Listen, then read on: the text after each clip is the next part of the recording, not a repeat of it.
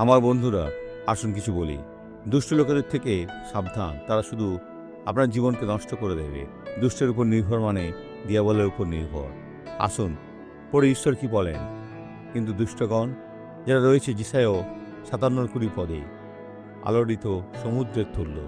আপনি কি কখনো আলোড়িত সমুদ্রকে দেখেছেন? তাহা তো স্থির হইতে পারে না। এরা শুধু ঈশ্বরের ক্ষমতা স্থির হবে ও তাহার জলে পঙ্ক ও কর্দম উঠে।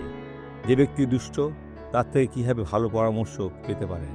যে বলে ঈশ্বরের অস্তিত্ব নাই, যে খারাপভাবে বাঁচে, যে মন্দ কার্যে যুক্ত, নিজের চোখ খুলুন। ঈশ্বর আপনার জীবনকে বদলাতে চান, আর যে যখন তার বাক্যে বিশ্বাস করেন তিনি সেই কার্যকে শুরু করতে চলেছেন। এই স্বাক্ষরে দেখুন। আমার কাঁধ, আপনার কাঁধ? আমার দুটো কাঁধেই যন্ত্রণা ছিল। ভাই, আপনার বয়স কত? আমি 78 বছরে।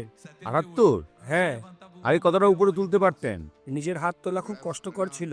এটা কি কষ্টকর ছিল? কিন্তু ভাই এখন কেমন রয়েছে? আমি ভালো আছি। এখন দুটি হাতই তুলুন, তুলুন। বন্ধুরা, এটা দেখুন, ঈশ্বরের গৌরব, কত সুন্দর বিষয়। এখন প্রার্থনা করি।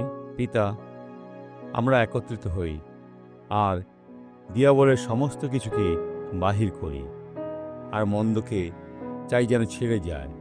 ঈশ্বর, এ মন্দ আর ফিরে আসবে না, আর এই জীবনগুলোকে স্পর্শ করবে না। এ মন্দকে বাহির করি।